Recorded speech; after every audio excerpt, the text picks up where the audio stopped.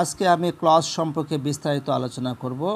এক কথায় বাক্যের মধ্যে কোনটা কোন ক্লজ, যাতে আমরা খুব সহজে ফাইন্ড আউট করতে পারি সেই বিষয়টি সম্পর্কে আজকে আমি বিস্তারিত আলোচনা করব। প্রথমে জেনে নিচ্ছি ক্লজ কি।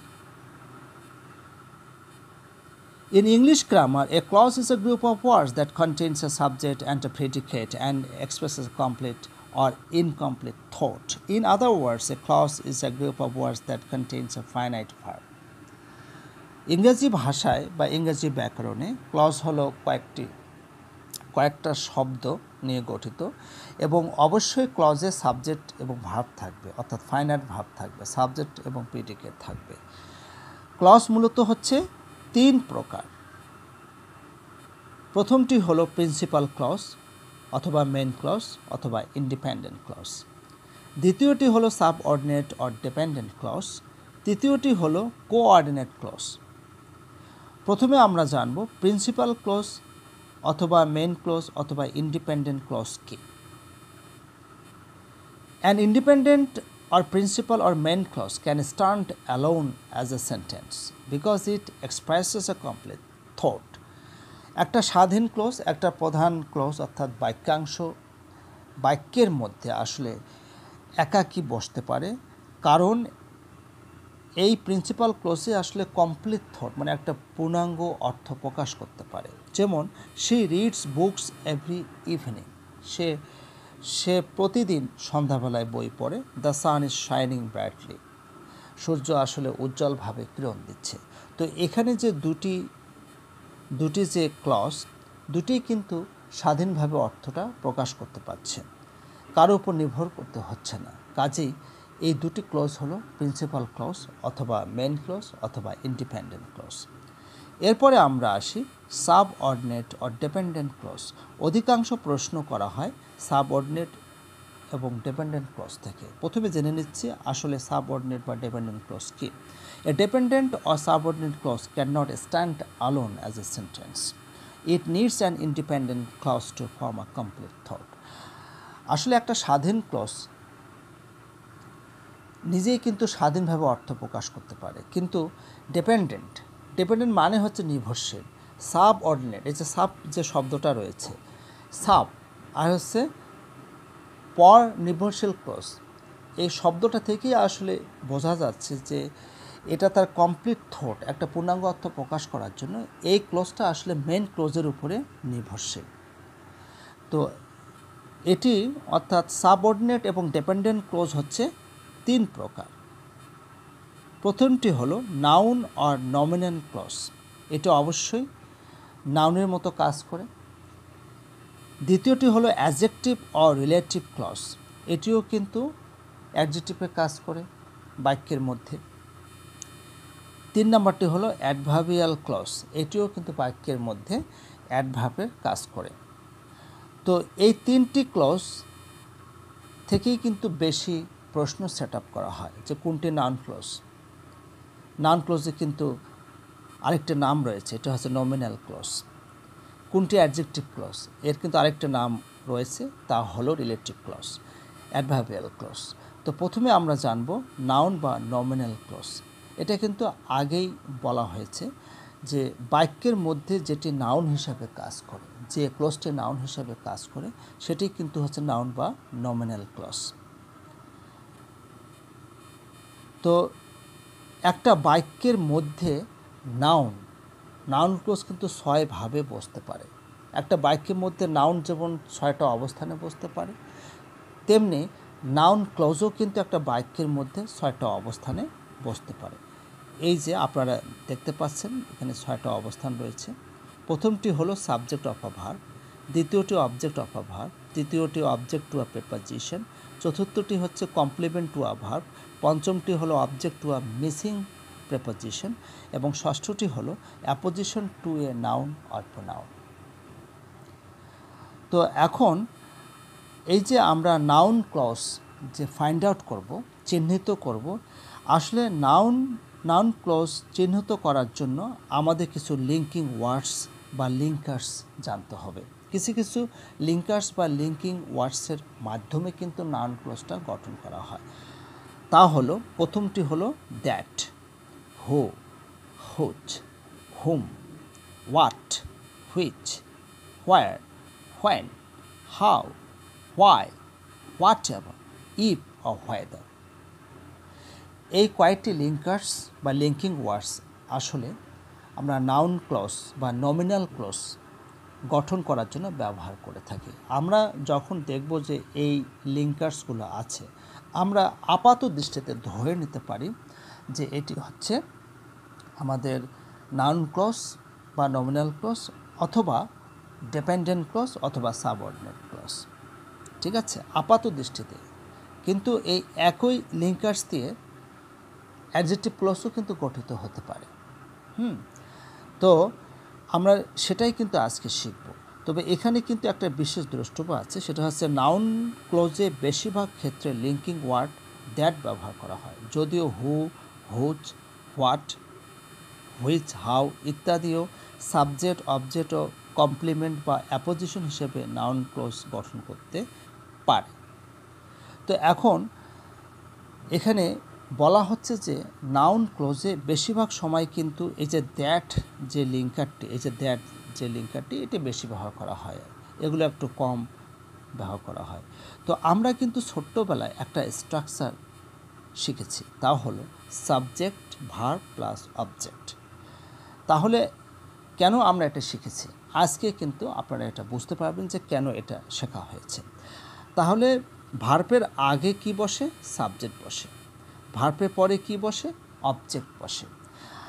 6টা অবস্থানের মধ্যে 2টা অবস্থান কিন্তু এই স্ট্রাকচারের মধ্যেই রয়েছে। অর্থাৎ আমি কিন্তু আপনাদের দেখিয়েছি subject of a verb, object of a verb, এই 6টা অবস্থানের মধ্যে 2টা অবস্থান আমরা এই স্ট্রাকচারের মধ্যে দেখতে পাচ্ছি। এক কথায় ভার্বের আগে যে সাবজেক্ট বসে, এখানে এই অবস্থানে লিঙ্কার যুক্ত যে ক্লজ থাকবে এটাকে আমরা বলবো নাউন ক্লজ বা নমিনাল ক্লজ। ভার্বের পরে যে অবজেক্ট থাকে, ভার্বের পরে এই অবজেক্টের অবস্থানে লিঙ্কার্স যুক্ত যে ক্লজ থাকবে এটাকে আমরা বলবো নাউন ক্লজ বা নমিনাল ক্লজ। আশা করি আপনাদের বোঝাতে পারছি। তো এখন এটি কিন্তু হচ্ছে ভার্ব। তাহলে এখানে দেয়া আছে যে that he is a good boy, that he is a good boy is known to us. এই যে এখানে কিন্তু লিঙ্কার্সটা দ্যাট রয়েছে, he is a good boy, এই পুরো কিন্তু একটা হচ্ছে ক্লজ। এই ক্লজটা সাবজেক্ট হিসেবে ব্যবহার হয়েছে, আর এখানে কিন্তু রয়েছে ভার্ব। তাহলে অবশ্যই এটি হচ্ছে আমাদের নাউন ক্লজ বা নমিনাল ক্লজ, অথবা এটি হচ্ছে আমাদের ডিপেন্ডেন্ট আর সাবঅর্ডিনেট ক্লজ। কারণ আমরা কিন্তু জানি যে ডিপেন্ডেন্ট বা সাবঅর্ডিনেট ক্লজ কিন্তু 3 ভাগে বিভক্ত, এবং তার প্রথমটি কিন্তু আমরা আলোচনা করছি।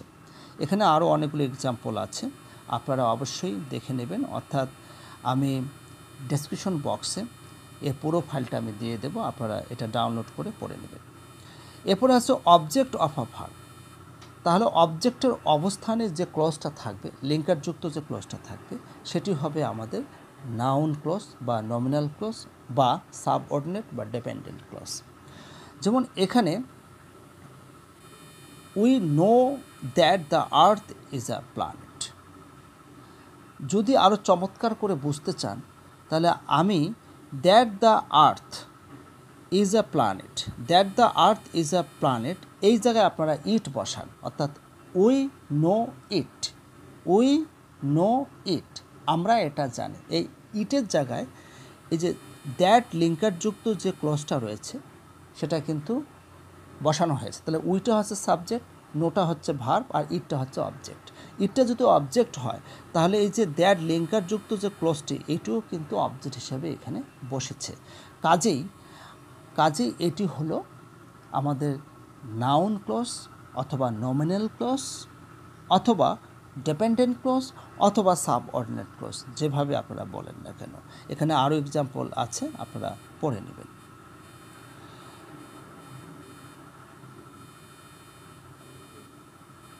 এরপরে 3 নাম্বার যেটা, সেটা হলো object to a preposition. Object to a preposition.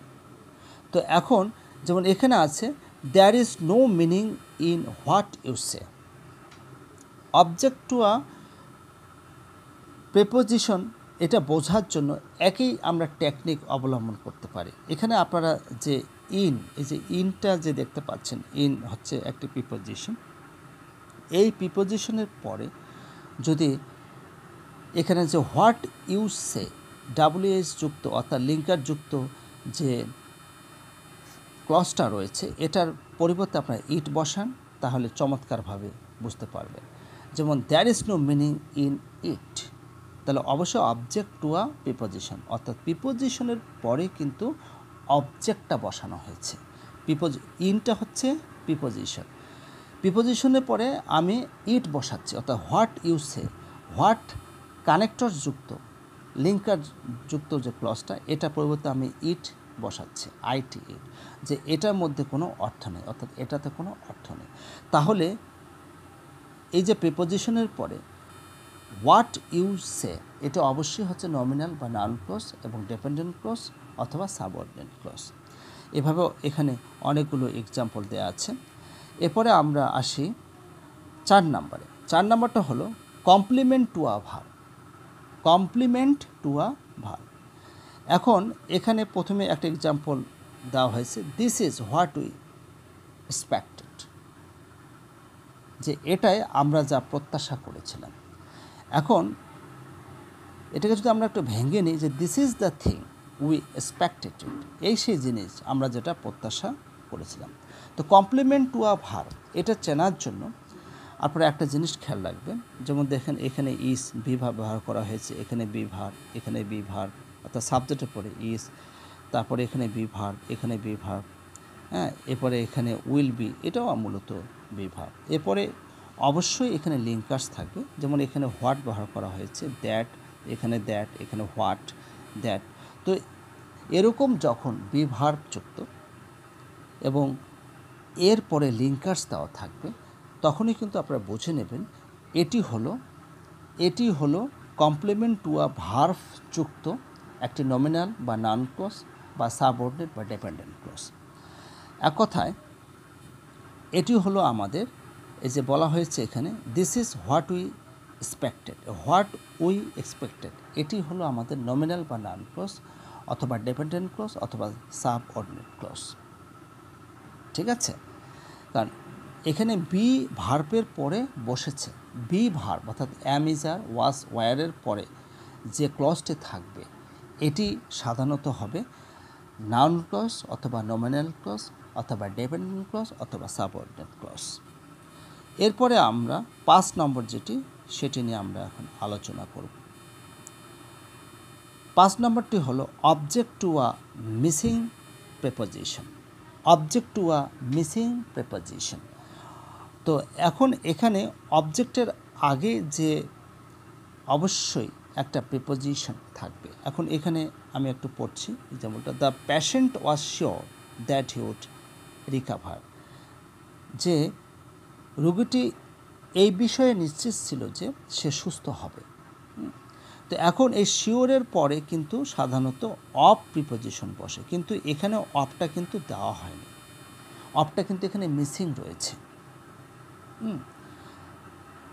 Missing রয়েছে। এবং মিসিং থাকলেও এটি হচ্ছে কিন্তু আমাদের এই যে দ্যাটের পরে, দ্যাট হি উড রিকাভার, এটি হলো আমাদের নাউন ক্লজ অথবা নমিনাল ক্লজ অথবা সাবঅর্ডিনেট বা ডিপেন্ডেন্ট ক্লজ। তো এভাবে আরও অনেকগুলো এক্সাম্পল আছে, আপনারা আমার ডেসক্রিপশন বক্স থেকে পুরো ফাইলটা ডাউনলোড করে নেবেন বোঝার জন্য। এরপরে 6 নাম্বারটা হচ্ছে apposition to a noun or pronoun.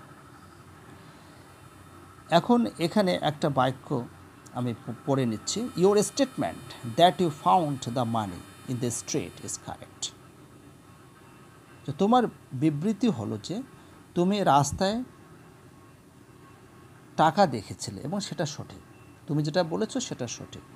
এখন এটাকে যদি আমরা ভেঙে বলি, you found the money in the street, you found the money in the street, যে তুমি রাস্তায় টাকা পেয়েছিলে, ইট ইজ ইউর স্টেটমেন্ট, এটাই তোমার বিবৃতি, ইট ইজ ইউর কারেক্ট, এবং এটা হচ্ছে সঠিক। তো এখন এটি কিন্তু হচ্ছে আমাদের apposition to a noun or pronoun.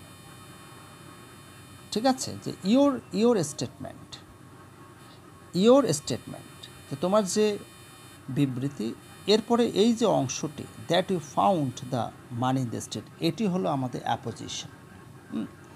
তো এটা হচ্ছে যে তোমার যে বিবৃতি, তোমার বিবৃতি সম্পর্কে আরও তথ্য দেওয়া হচ্ছে, আরও কিন্তু অতিরিক্ত তথ্য প্রদান করা হচ্ছে। That you found the money in the street is correct. তো that you found the money in the street, এটি হলো আমাদের apposition to a noun or pronoun, এবং এটি হলো আমাদের নাউন ক্লজ বা নমিনাল ক্লজ বা ডিপেন্ডেন্ট ক্লজ বা সাবঅর্ডিনেট ক্লজ। তাহলে আমরা নাউনের যে 6টি অবস্থান রয়েছে, এই 6টি অবস্থানে যে ক্লজগুলো বসবে সেটি হবে আমাদের নমিনাল বা নাউন ক্লজ অথবা ডিপেন্ডেন্ট ক্লজ অথবা সাবঅর্ডিনেট ক্লজ। এখন আমরা শিখব হচ্ছে অ্যাডজেক্টিভ ক্লজ, এর আরেকটি নাম হচ্ছে রিলেটিভ ক্লজ। এখন অ্যাডজেক্টিভ ক্লজটা কি? An adjective clause or relative clause is used as an adjective to qualify a noun or pronoun or denotes relation to a noun or pronoun. তাহলে অ্যাডজেক্টিভ ঠিক বাক্যের মধ্যে একটা অ্যাডজেক্টিভ যেভাবে কাজ করে অ্যাডজেক্টিভ ক্লোজও ঠিক সেইভাবে কাজ করে, অর্থাৎ অ্যাডজেক্টিভ ক্লোজও কিন্তু নাউন বা প্রোনাউনকে মডিফাই করবে, নাউন এবং প্রোনাউনের মধ্যে যে সম্পর্ক সেটাকে মডিফাই করবে। এখন অ্যাডজেক্টিভ ক্লজ বা রিলেটিভ ক্লজ যাকে কোয়ালিফাই করে সেই অ্যান্টিসিডেন্টের পরে ঠিক পরে বসে, মানে রিলেটিভ ক্লজ। যেমন এখানে বলা হচ্ছে সাবজেক্ট, এখানে বলা হচ্ছে subject, the boy who came here is my friend, যে বালকটি এখানে এসেছিল সে আমার বন্ধু। এটা কিন্তু হুটা এটা সাবজেক্টিভ লিঙ্কার। এরপর হচ্ছে অবজেক্ট, হোমটা কিন্তু objective linker. The boy whom you know is my friend, যে বালকটিকে তুমি চেনো তিনি আমার বন্ধু। এরপর হচ্ছে পসেসিভ লিঙ্কার্স, এটা হচ্ছে হুস, দ্য বয় হুস father is a doctor came here, যে বালকটির বাবা একজন চিকিৎসক সে এখানে এসেছিল। তাহলে এখন এগুলো অ্যাডজেক্টিভ ক্লজ কেন হয়েছে? কারণ এখানে যে আমরা দেখতে পাচ্ছি হু, হুম এবং হুচ, এগুলো কিন্তু বলা হয় রিলেটিভ ওয়ার্ডস। এগুলোর পূর্বে কিন্তু কি রয়েছে? অ্যান্টিসিডেন্ট রয়েছে, the boy, the boy, the boy. এই দ্য বয় কিন্তু হচ্ছে অ্যান্টিসিডেন্ট। তো এখানে বলা হচ্ছে সেজন্য যে অ্যাডজেক্টিভ ক্লজ বা রিলেটিভ ক্লজ যাকে কোয়ালিফাই করে সেই অ্যান্টিসিডেন্টের ঠিক পরে বসে, ঠিক আছে? এক কথায় অ্যান্টিসিডেন্টের এখানে দ্য বয় এটা হচ্ছে অ্যান্টিসিডেন্ট, তার মানে এখানে যে রিলেটিভ ওয়ার্ডগুলো রয়েছে এর সামনে যদি অ্যান্টিসিডেন্ট থাকে বা কোনো নাউন থাকে তাহলে বুঝতে হবে সেটা হচ্ছে অ্যাডজেক্টিভ ক্লজ বা রিলেটিভ ক্লজ। এখন আমরা বিস্তারিত আরেকটু দেখে নিই, তাহলে আপনাদের আরও পরিষ্কার হবে। এখন এখানে লিঙ্কিং ওয়ার্ডস বা লিঙ্কার্সগুলো কি? যেমন সাবজেক্ট, এটা হচ্ছে লিভিং প্রাণীবাচক, এটা নন লিভিং অপ্রাণীবাচক, এটা লিভিং অ্যান্ড নন লিভিং। অর্থাৎ সাবজেক্ট যদি হু হয় এবং এটা কিন্তু অবজেক্টিভ ফর্ম হচ্ছে হুম, এটার পসেসিভ ফর্ম হচ্ছে হুস। এটা কিন্তু প্রাণীদের ক্ষেত্রে ব্যবহার করা হয় প্রাণীবাচক, আর নন লিভিংটা হচ্ছে অপ্রাণীবাচক। এটা কিন্তু হুইস বা দ্যাট, এটা সাবজেক্ট হিসেবে ব্যবহার হয়, এটা আবার হুইস বা দ্যাট অবজেক্ট হিসেবে ব্যবহার হয়। হুইসের যদি পসেসিভ ফর্ম আমরা ব্যবহার করি তাহলে অবশ্যই অফ হুইস ব্যবহার করতে হবে। এটি শুধুমাত্র অপ্রাণীবাচক যেটি, অর্থাৎ বস্তু, বিষয়, ঘটনা এগুলির ক্ষেত্রে আমরা এগুলো ব্যবহার করতে পারবো। আরেকটা হচ্ছে লিভিং অ্যান্ড নন লিভিং, অর্থাৎ এটা হচ্ছে প্রাণীবাচক এবং অপ্রাণীবাচক উভয় ক্ষেত্রেই কিন্তু আমরা এটা ব্যবহার করতে পারি, এই দ্যাটটা, ঠিক আছে? তো এখন প্রধান যে কথাটি হলো যে অ্যান্টিসিডেন্টের আগে এই যে এখানে হু রয়েছে, হুয়ের আগে অর্থাৎ এখানে যে আমাদের রিলেটিভ যে ওয়ার্ড রয়েছে এটার আগে যদি কোনো নাউন থাকে বা অ্যান্টিসিডেন্ট থাকে তাহলে বুঝতে হবে এটি হচ্ছে আমাদের এই যে হু ব্রক দ্য উইন্ডো, এটি হচ্ছে আমাদের অ্যাডজেক্টিভ ক্লজ বা রিলেটিভ ক্লজ বা ডিপেন্ডেন্ট ক্লজ বা সাবঅর্ডিনেট ক্লজ, এটা আমাদের বুঝতে হবে। তো এখানে দেয়া আছে এভাবে যে this is the boy who broke the windows, এই সেই বালক যে জানালাটি ভেঙেছিল। The girl whom you saw last night is my sister, যে যে মেয়েটিকে তুমি গত রাতে দেখেছিলে সে আমার বোন। একটা জিনিস এখানে খেয়াল করো, যেমন এখানে হু আছে, হুয়ের সামনে দ্য বয় কিন্তু নাউন অর্থাৎ অ্যান্টিসিডেন্ট রয়েছে। এখানে হোম আছে, হোমের সামনে দ্য গার্ল কিন্তু অ্যান্টিসিডেন্ট রয়েছে। এখানে হুস ওয়াইফ আছে, হুস ওয়াইফের সামনে দ্য পার্সন রয়েছে অর্থাৎ অ্যান্টিসিডেন্ট রয়েছে। দ্যাট বা হুইস এর সামনে কিন্তু দ্য বুক রয়েছে। অফ হুইস এর সামনে দ্য চেয়ার রয়েছে। অর্থাৎ যদি এরকম অ্যান্টিসিডেন্ট থাকে, নাউন থাকে, তাহলে এই যে ক্লোজটা, এই ক্লোজটা হবে আমাদের অ্যাডজেক্টিভ ক্লজ অথবা রিলেটিভ ক্লজ হবে। এরপরে এখন আরেকটু সুন্দর করে বোঝার জন্য আমরা এর পার্থক্যটা করতে পারি যে কোনটা নাউন ক্লজ আর কোনটা হচ্ছে অ্যাডজেক্টিভ ক্লজ। যেমন এখানে বলা হচ্ছে tell me who did it, হুয়ের সামনে এই যে হু কিন্তু আমাদের রিলেটিভ ওয়ার্ড, এর সামনে কিন্তু কোনো প্রকার নাউন বা অ্যান্টিসিডেন্ট নেই, সেজন্য কিন্তু এটা হচ্ছে নাউন ক্লজ। যে আমাকে বলো কে এটা করেছিল, tell me who did it. এখন এরপরে দেখো I know the boy who did it, এই যে হুয়ের সামনে কিন্তু দ্য বয় রয়েছে, যে আমি বালকটিকে চিনি, কে এটা করেছিল। এভাবে দেখো I know why he said so, আমি জানি কেন সেটা বলেছিল, কেন সে এটা বলেছিল। তো হোয়াইয়ের সামনে কিন্তু কোনো প্রকার অ্যান্টিসিডেন্ট বা নাউন নেই, কিন্তু এখানে দেখো I know the reason why he said so, এখানে হোয়াইয়ের সামনে দ্য রিজন রয়েছে, হ্যাঁ, অর্থাৎ অ্যান্টিসিডেন্ট রয়েছে, অর্থাৎ নাউন রয়েছে। এই জন্য এটা হচ্ছে আমাদের অ্যাডজেক্টিভ ক্লজ। এভাবে tell me where he lives, যা আমাকে বলো সে কোথায় বাস করে। অবশ্যই এখানে থাকবে tell me the place where he lives, যা আমাকে জায়গাটি বলো সে কোথায় বাস করে। তো এভাবে আমরা খুব সহজে কোনটি নাউন ক্লজ এবং কোনটি অ্যাডজেক্টিভ ক্লজ আমরা ফাইন্ড আউট করতে পারি। এরপরে আসি হচ্ছে অ্যাডভার্বিয়াল ক্লজে। অ্যাডভার্বিয়াল ক্লজটা কি আমরা একটু জেনে নিই। An adverbial clause is used as an adverb to modify a verb, an adjective, another adverb, etc., and usually denotes time, place, cause or reason, effect or result, extent, manner, comparison, contrast, condition, purpose. 10টা কিন্তু অবস্থা প্রকাশ করবে adverbial ক্লজে, 10টা থেকে 11টা। তো আমরা সেটাই শিখব যে অ্যাডভার্বিয়াল ক্লোজ মানে হচ্ছে একটা অ্যাডভার্ব বাক্যের মধ্যে যেভাবে কাজ করে, একটা অ্যাডভার্বিয়াল ক্লোজও ঠিক সেইভাবে কাজ করবে। যেমন এখানে প্রথমটা রয়েছে টাইম, সময়, অর্থাৎ অ্যাডভার্বিয়াল ক্লোজ কী করবে, সময়কে ইন্ডিকেট করবে, সময় অর্থাৎ ভার্বকে মডিফাই করবে। এখন এই সময়কে যখন মডিফাই করবে তখন এখানে কিছু লিঙ্কিং ওয়ার্ডস কিন্তু ব্যবহার করতে হবে। যেমন কী কী এখানে রয়েছে, যে when, while, before, after, array, till, until, since. যেমন এখানে বলা হচ্ছে father came when I started for Dhaka, বাবা এসেছিল যখন আমরা ঢাকার উদ্দেশ্যে যাত্রা শুরু করেছিলাম। এই যে when I started for Dhaka, এটা দ্বারা কিন্তু টাইম প্রকাশ করছে, সময় প্রকাশ করছে। আমরা কিন্তু পড়েছি adverb of time, adverb of place, adverb of cause, adverb of effect. তো সেরকম যে একটা বাক্যের মধ্যে যখন লিঙ্কার যুক্ত কোনো ক্লজ আমরা দেখব এবং এটি যদি সময়সূচক হয়, যদি এটা সময়কে ইন্ডিকেট করে, তাহলে ওই ক্লোজটা হবে অ্যাডভার্বিয়াল ক্লোজ। যেমন ফাদার কেম, আমরা যদি হোয়েন আই স্টার্টেড ফর ঢাকায়, এই জায়গায় যদি আমরা লিখি ফাদার কেম ইয়েস্টারডে, যে বাবা গতকাল এসেছিল, মানে ইয়েস্টারডের জায়গায় হচ্ছে when I started for Dhaka. কিন্তু আমরা জানি যে ইয়েস্টারডে হচ্ছে অ্যাডভার্ব, তাহলে ওটা যদি অ্যাডভার্ব হয় তাহলে when I started for Dhaka এটাও কিন্তু অ্যাডভার্বিয়াল ফ্রেজ হবে, কারণ এটা দ্বারাও কিন্তু এক ধরনের সময় বোঝাচ্ছে যে বাবা এসেছিল যখন আমরা ঢাকার উদ্দেশ্যে রওনা দিয়েছিলাম বা যাত্রা শুরু করেছিলাম। এরপর হচ্ছে প্লেস, স্থান। তো স্থান দ্বারাও কিন্তু আমরা অ্যাডভার্ব চিহ্নিত করতে পারি, আর সেজন্য কিছু লিঙ্কার্স এখানে ব্যবহার করতে হবে। তা হলো হোয়ার, হোয়েন্স, হোয়েনেভার।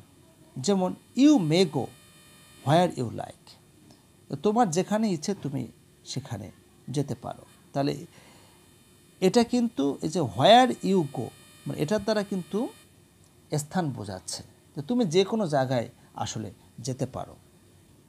সেজন্য এটি হচ্ছে আমাদের অ্যাডভার্বিয়াল ক্লজ এবং একই সাথে এটি কিন্তু সাবঅর্ডিনেট ডিপেন্ডেন্ট ক্লজ। ঠিক আছে, এরপর হচ্ছে কজ অর রিজন।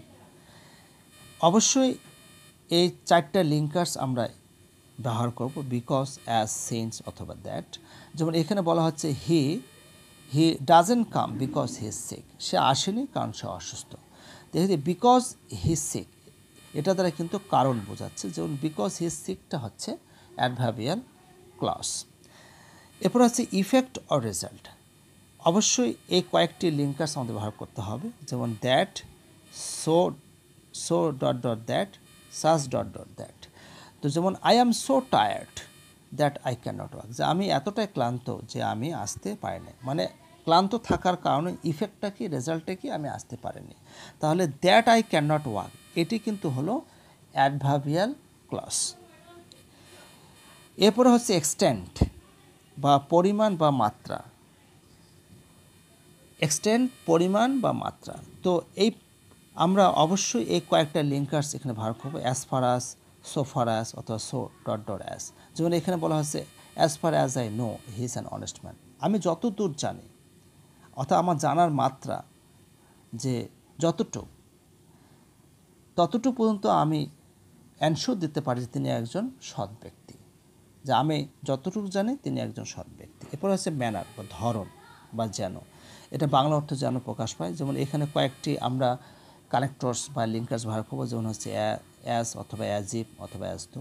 যেমন এখানে বলা হচ্ছে he behaves as if he were mad, সে এমন আচরণ করে যেন সে একটা পাগল। এটা দ্বারা কিন্তু ধরন বোঝাচ্ছে, ও লোকটার ব্যবহারের ধরন। সেই জন্য as if he were mad এটি কিন্তু হচ্ছে আমাদের অ্যাডভার্বিয়াল ফ্রেজ। এবং একই সাথে এটি হলো আমাদের ডিপেন্ডেন্ট ক্লজ বা সাবঅর্ডিনেট ক্লজ। যেমন এখানে বলা হচ্ছে রহিম প্লেস অ্যাজ ইট আস, রহিম ঠিক যেরকমটি খেলে, রহিম ঠিক সেরকমটি খেলছে। তো অ্যাজ ইট আস এটি কিন্তু হচ্ছে আমাদের অ্যাডভার্বিয়াল ফ্রেজ। এবং কন্ডিশন, কন্ডিশন মানে হচ্ছে ইফ, আনলেস, প্রোভাইডেড। এই 3টা লিঙ্কার্স সাধারণত আমরা ব্যবহার করব। যেমন I shall help you if you come here, আমি তোমাকে সাহায্য করব যদি তুমি এখানে আসো। এটা একটা শর্ত বোঝাচ্ছে, যদি শর্ত বোঝায়, শর্ত বোঝাইলেই কিন্তু সেটা হচ্ছে অ্যাডভার্ব। আর অ্যাডভার্ব হলে সেটা কিন্তু অবশ্যই অ্যাডভার্বিয়াল ফ্রেজ, কারণ এখানে ইফ লিঙ্কার্স ব্যবহার করা হয়েছে। If you come here, if you come here এটা কিন্তু হচ্ছে অ্যাডভার্বিয়াল ক্লজ। এবং একই সাথে ইফ ইউ কাম হিয়ার এটি কিন্তু হচ্ছে আমাদের সাবঅর্ডিনেট ক্লজ অথবা ডিপেন্ডেন্ট ক্লজ। তাহলে আই শ্যাল হেল্প ইউ এটা কি, এটা অবশ্যই মেইন ক্লজ বা প্রিন্সিপাল ক্লজ। ঠিক আছে, কারণ আই শ্যাল হেল্প ইউ আমি তোমাকে সাহায্য করব যদি তুমি এখানে আসো। যদি তুমি এখানে আসো, আমি যদি এটুকু বলার পরে থেমে যাই তাহলে কোনো অর্থ প্রকাশ পাবে না। সেই জন্যই সম্পূর্ণ অর্থ প্রকাশ করার জন্য আই শ্যাল হেল্প ইউ এটা কিন্তু এই ক্লোজের উপরে নির্ভরশীল। কাজে আই শ্যাল হেল্প ইউ এটা হচ্ছে মেইন ক্লোজ বা প্রিন্সিপাল ক্লোজ অথবা ইন্ডিপেন্ডেন্ট ক্লোজ। অর্থাৎ আমরা যতক্ষণ পর্যন্ত আলোচনা করলাম, অর্থাৎ আমরা যতটুকু আলোচনা করলাম যে অ্যাডজেক্টিভ ক্লজ, তারপরে হচ্ছে অ্যাডভার্বিয়াল ক্লজ, এখানে কিন্তু একটা যদি অ্যাডজেক্টিভ ক্লজ হয় তাহলে সেটা কিন্তু হচ্ছে আমাদের সাবঅর্ডিনেট বা ডিপেন্ডেন্ট ক্লজ, তাহলে আরেকটা কিন্তু মেইন ক্লজ। ঠিক আছে, এরপরে আসি কম্পারিজন। কম্পারিজন মানে হচ্ছে তুলনা। যদি তুলনা করা বোঝায় তাহলে সেই ক্লজটাও কিন্তু হবে অ্যাডভার্বিয়াল ক্লজ। আমরা কিভাবে তুলনা করি, যেমন অ্যাস, সো অ্যাস, দেন এবং সাস অ্যাস দিয়ে। যেমন হচ্ছে the boy is as brave as his brother is, যে ছেলেটি তার ভাইয়ের মতো সাহসী। She is more beautiful than her sister. তো এই যে as brave as his brother এটি কিন্তু হচ্ছে আমাদের অ্যাডভার্বিয়াল ক্লজ অথবা সাবঅর্ডিনেট ক্লজ অথবা ডিপেন্ডেন্ট ক্লজ। এরপর আছে কন্ট্রাস্ট অর্থাৎ বৈপরীত্য, অর্থাৎ বিপরীত ধারণা বোঝাবে। যেমন দো বা অল দো, যদিও। যেমন দো he is poor he is happy, যদিও সে গরিব তারপরে সে সুখী। এখন কিছু ব্যতিক্রম রয়েছে, যেমন এখানে আমরা জানি যে অ্যাসটা থাকলে কম্প্যারিজন বোঝাচ্ছে, তুলনা বোঝাচ্ছে অথবা কারণ বোঝাবে, কিন্তু গঠনের দিক থেকে কিছুটা ব্যতিক্রম থাকে। যেমন পুয়ার অ্যাজ হি ইজ, যে পুয়ার অ্যাসের সামনে যদি পুয়ার থাকে, অর্থাৎ যদি অ্যাডজেক্টিভ থাকে, অ্যাসের পরে সাবজেক্ট থাকে, ভার্ব থাকে, তাহলে কিন্তু এটা কিন্তু হচ্ছে আমাদের কি ক্লজ, এটা হচ্ছে অ্যাডভার্বিয়াল ক্লজ। যে poor as he is, he donated to 1000 টাকা, মানে গরিব হওয়া সত্ত্বেও, এটা দ্বারা কিন্তু বৈপরীত্য বোঝায়। এটা দ্বারা কিন্তু কখনো কোনো প্রকার কারণ বোঝাচ্ছে না, ইফেক্ট বোঝাচ্ছে না, যদি এখানে অ্যাস রয়েছে। হ্যাঁ, ওকে, মানে এখানে এর বাংলা অর্থ হচ্ছে সে গরিব হওয়া সত্ত্বেও সে কিন্তু 2000 টাকা, অর্থাৎ 2000 টাকা দান করেছিল। এরপর আছে পারপাস, যদি উদ্দেশ্য বোঝাবে। আমরা কিভাবে উদ্দেশ্য প্রকাশ করতে পারবো? এই কয়েকটা লিঙ্কার্স ব্যবহার করে, যেমন that, so that, in order that এবং লাস্ট। যেমন উই রিড দ্যাট, অথবা we read in order that we can learn, যা আমরা পড়ি, মানে পড়ার উদ্দেশ্যটা কি? উই ক্যান লার্ন, যাতে আমরা শিখতে পারি। সেই জন্য দ্যাট উই ক্যান লার্ন, এটি হলো আমাদের অ্যাডভার্বিয়াল ক্লজ। এরপর আছে কনসেশন, কিছুটা ছেড়ে দেওয়া। কনসেশন আমরা প্রকাশ করতে পারি এই কয়েকটি লিঙ্কার্স দিয়ে। কী কী রয়েছে? Whoever, whatever, whichever, however, whether, even if, আরও রয়েছে। তো এই কয়েকটি বেশি ব্যবহার হয়। যেমন it is all the same whether you go or not, তুমি যাও বা না যাও, এটি একই কথা। মানে আমি কিছুটা ছেড়ে দিলাম, তোমার উপরে ছেড়ে দিলাম, তুমি যাও বা না যাও। ওকে, এরপর হচ্ছে যে হু ever he may be, he can not be allowed, যে সে যাই হোক না কেন তাকে অনুমতি দেওয়া যেতে পারে না। এরপরে দেখো whatever you may say I don't believe you, যে তুমি আসলে যাই বলো না কেন আমি তোমাকে বিশ্বাস করি না, আমি কিছুটা ছেড়ে দেওয়া হলো। তাহলে হোয়াট এভার ইউ মে সে, তারপর হু এভার হি মে বি, এগুলো কিন্তু হচ্ছে আমাদের অ্যাডভার্বিয়াল ক্লজ, অথবা ডিপেন্ডেন্ট ক্লজ, অথবা সাবঅর্ডিনেট ক্লজ। এরপরে আমরা আসি কোঅর্ডিনেটিং ক্লজ। আমি কিন্তু অলরেডি বলেছি যে ক্লজ আমাদের তিনটি, প্রথম দুটো আলোচনা করলাম, ঠিক আছে। এখন 3 নম্বর যে ক্লজটি, সেটা হচ্ছে কোঅর্ডিনেটিং ক্লজেস। এটি কোঅর্ডিনেটিং ক্লজেস মানে হচ্ছে কম্পাউন্ড সেন্টেন্সেস। আমরা জানি সেন্টেন্স হচ্ছে 3 প্রকার গঠনগত দিক থেকে। একটা আছে সিম্পল সেন্টেন্স, কমপ্লেক্স সেন্টেন্স, এরপর আছে কম্পাউন্ড সেন্টেন্স। তো কোঅর্ডিনেটিং ক্লজেস মানেই হচ্ছে কম্পাউন্ড সেন্টেন্স। তাহলে আমরা পড়ে নিচ্ছি, coordinating clauses are independent clauses or of the same order or rank, a compound sources that have two or more coordinating clauses, principal or main clauses. এটা মানে হচ্ছে যে অবশ্যই কোঅর্ডিনেটিং ক্লজে কোঅর্ডিনেটিং কনজাংশন থাকবে, এবং এগুলো ব্যবহার করে কম্পাউন্ড সেন্টেন্স তৈরি করা হবে। এবং এখানে যে দুইটা ক্লজ থাকবে, এই দুইটা ক্লজেই কিন্তু হচ্ছে মেইন ক্লজ, এই দুইটা ক্লজে হচ্ছে ইন্ডিপেন্ডেন্ট ক্লজ, এই দুটো ক্লজে হচ্ছে প্রিন্সিপাল ক্লজ। আগে যেরকম ছিল যে একটা প্রিন্সিপাল ক্লজ ছিল আর একটা হচ্ছে ডিপেন্ডেন্ট ক্লজ, অর্থাৎ অ্যাডজেক্টিভ ক্লজের ক্ষেত্রে, তারপর অ্যাডভার্বিয়াল ক্লজের ক্ষেত্রে, যে একটা ক্লজ যদি ডিপেন্ডেন্ট হয় তাহলে আরেকটা কিন্তু ইন্ডিপেন্ডেন্ট হবে। কিন্তু কোঅর্ডিনেটিং ক্লজের ক্ষেত্রে দুইটা ক্লজেই কিন্তু হচ্ছে ইন্ডিপেন্ডেন্ট, দুইটা ক্লজেই কিন্তু হচ্ছে প্রিন্সিপাল ক্লজ, দুইটা ক্লজেই কিন্তু হচ্ছে মেইন ক্লজ। তবে এখানে কিছু কনজাংশন ব্যবহার করতে হয়। কনজাংশনগুলো কি কি আমি একই সাথে একটা করে এক্সাম্পল এখানে দিয়েছি বোঝার জন্য। যেমন অ্যান্ড, এটা হচ্ছে সংযোজক, দুটা বাক্যকে সংযুক্ত করবে, ওই একই সাথে একটা compound sentence. I went there and I found him in, আমি সেখানে গিয়েছিলাম এবং আমি তাকে অসুস্থ দেখলাম। আই ওয়েন্ট দেয়ার, আমি সেখানে গিয়েছিলাম, এই বাক্যটি নিজে নিজেকেই প্রকাশ করতে পারছে, নিজের সম্পূর্ণতা প্রকাশ করতে পারছে, কাজে এটি হচ্ছে প্রিন্সিপাল ক্লজ বা মেন ক্লজ বা independent clause. I found him ill, আমি তাকে অসুস্থ দেখলাম, এই বাক্যটি কিন্তু স্বয়ংসম্পূর্ণ, কারোর উপর নির্ভরশীল নয়। এজন্য এই বাক্যটিও কিন্তু হচ্ছে প্রিন্সিপাল ক্লজ বা মেন ক্লজ বা ইন্ডিপেন্ডেন্ট ক্লজ। এই জন্য বলা হচ্ছে কোঅর্ডিনেটিং ক্লজের ক্ষেত্রে দুইটা ক্লজই হচ্ছে ইন্ডিপেন্ডেন্ট ক্লজ বা মেন ক্লজ বা প্রিন্সিপাল ক্লজ। তো এভাবে কনজাংশনগুলো যেমন বার্ট রয়েছে, অর, সো, তারপর হচ্ছে yet, both and, either or, neither not, not only but also. এগুলো কনজাংশন দিয়ে যখন আমরা কোনো বাক্য দেখব তাহলে আমরা 100% নিশ্চিত হতে পারবো যে ওই বাক্যটি হলো কোঅর্ডিনেটিং ক্লজেস, অর্থাৎ দুটি বাক্যই হচ্ছে কোঅর্ডিনেটিং ক্লজেস। দুটি বাক্যই হলো আমাদের প্রিন্সিপাল ক্লজ অথবা মেইন ক্লজ অথবা ইন্ডিপেন্ডেন্ট ক্লজ। এখন আমরা একটু বোঝার চেষ্টা করি যে এতক্ষণ ধরে আমরা যা আলোচনা করলাম আসলে আমরা বুঝেছি কি না। একই লিঙ্কার্স দিয়ে কিন্তু অ্যাডজেক্টিভ ক্লজ হবে, একই লিঙ্কার্স দিয়ে আবার নাউন ক্লজ হবে। তো সেটাই এখন আমরা একটু বোঝার চেষ্টা করি। যেমন দ্যাট হচ্ছে একটা লিঙ্কার্স। এখন এখানে I know that he is honest, এই দ্যাটটা কিন্তু আমাদের লিঙ্কার্স। দ্যাটের আগে কিন্তু কোনো প্রকার নাউন নেই বা কোনো প্রকার অ্যান্টিসিডেন্ট নেই, সেজন্য এটা হচ্ছে নাউন ক্লজ। এবং অবজেক্ট টু নো বা নো এর অবজেক্ট কিন্তু হচ্ছে এটা, দ্যাট হি ইজ অনেস্ট, আমি জানি যে সে একজন সৎ।